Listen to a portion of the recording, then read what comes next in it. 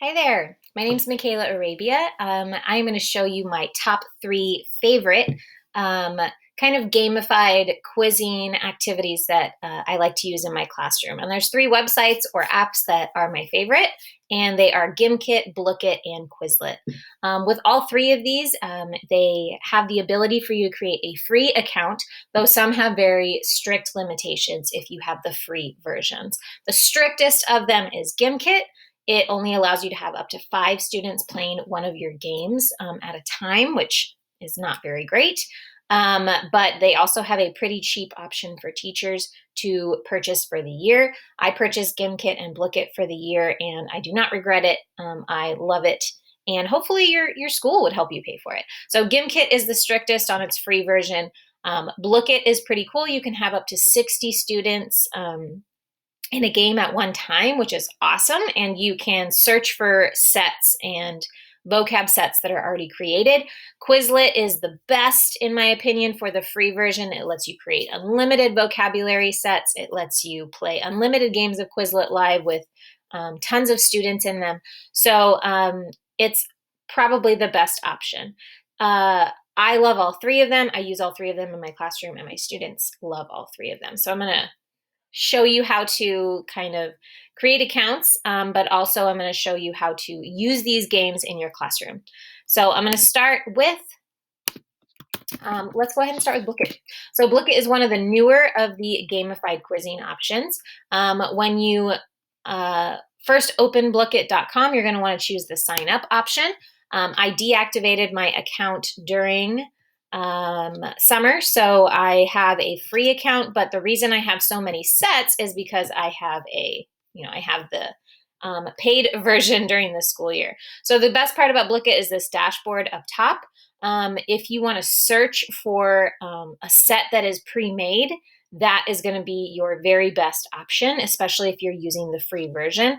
But when you're ready to play Blooket, the really cool part is that you can create a set. All right, you can choose your game and choose your questions, and you can host a game so that your students can play. So let's just make sure I'm on that free version because I don't want to show you things that you can't get without the free version. So when you click on a game, like for example, literary conflict, you're going to click on the play option, which is that little arrow. When you click on play, there's lots of different games that you can play. And when you choose a game, there's going to be the option to host a game, which is a live game, super fun.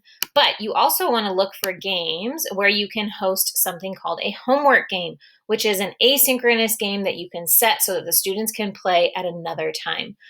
So if I were to be doing a homework game, like I want them to work on it at a different time, I choose how many days long I want it to run. I think with the free version, you can only go up to 14, but if you have the paid version, you can make it last way longer. You can add the title of it, and you want to do something called a round goal, which you will learn as you go. I've learned that 20 rounds is a little too long, so I drop it down to 10, but you kind of just learn as you go. So you hit assign now, and then it gives you a link. What's super cool is that it's also going to give you data on this stuff. So tell your students to use their real name if you want to give them a little score or a little assignment grade that goes with it. I tell the kids that I give them an accuracy score instead of did they complete the activity or do the most questions. I tell them I grade you on how many you did right, and I tell them they have to do at least 20. So here is the link. If you click on it, you can copy it, and then you can take it to Google Classroom and you can post it so the students can play at a later time. You can also play live games, like I said, and there's so many options. So it's a super cool option to use in your classroom. My next favorite is Gimkit. Gimkit is another really cool option in the classroom. So you can go to gimkit.com/sign up, or you can go ahead and log in to an already created account. Now, I have the basic version. When you find a set that you want to use, remember you can search for any types of sets. Like if you wanted to find one about ancient Rome, you could search for it and play it. You always want to pre-read the questions beforehand. I like to create my own sets because just because I like to have a little bit more control over what I got. So when you are playing Gimkit, I use it mostly for my vocabulary workshop. There's two options. You can play a live game or you can play a homework game. Now with Gimkit's free version, it is a little bit tricky.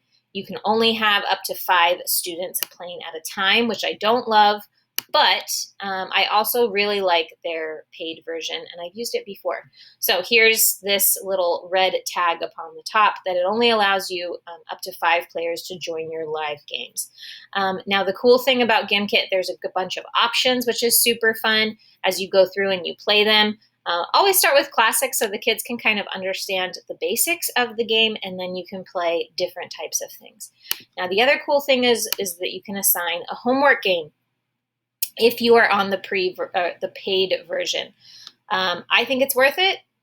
It is totally up to you. The paid version allows you to create assignments and also have unlimited amount of sets and unlimited amount of students playing. The very last one and the oldest of all these options is Quizlet. It's been around ever since I started teaching, gosh, a long time ago, 12, 13 years ago. So I have about a bajillion sets. And what you can do to play a game with these sets is that you can click on it, click on whatever set, you can create one. You can click on it, and then there's the option to play a game called Quizlet Live. Live is the review game that you can play with your students. You can also assign a test to the students by just opening a test and kind of adjusting all the options, and then you can just copy the link up here and you can put it into Google Classroom and then ask the students to take a screenshot of the test and to send it to you or to post it on Google Classroom. We've done that before when like a vocab test has just been out of the question because we just haven't had enough time, or if I forgot to create it.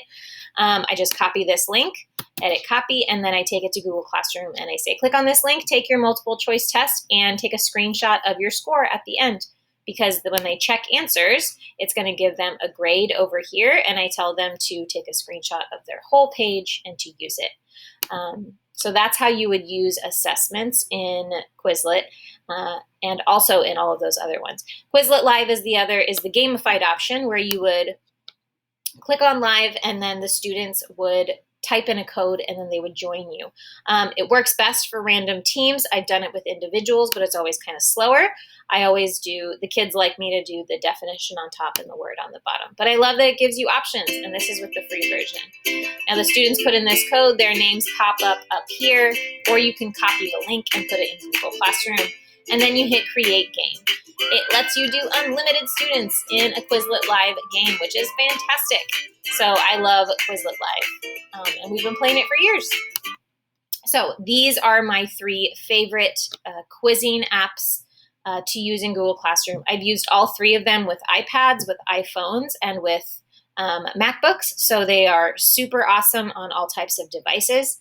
And I know teachers who use them with Chromebooks, and they pretty much work on any type of device. I like the apps. They work really well, but you can also just have them go to the websites. Quizlet is a great app. Gimkit and Blooket, they just go to the website, gimkit.com/play, blooket.com/join, and it allows you to join on into those games. So if you are all done listening to my gamified quizzes, then you can stop this video. But if you're interested in looking at some of my products on TPT, this is how to make digital or printable assessments with your vocabulary workshop. You can print those Quizlet tests as well for a quick test that is different, or you can purchase this product if you haven't, and you can get a link to a Google form that is pre-made. Now I have Gimkit and Quizlet reviews for most of these. I also have Blooket reviews for some of these. So you have up to 2 or 3 options for each unit in this vocab workshop book so that you can play gamified games with your vocabulary words with your students. So these are free digital review games, free gamified quizzes, and then the Google Forms assessments are what I have created for you on Teachers Pay Teachers. All right. So thanks. Leave me a question below, or subscribe to my page if you want some more tips and tricks.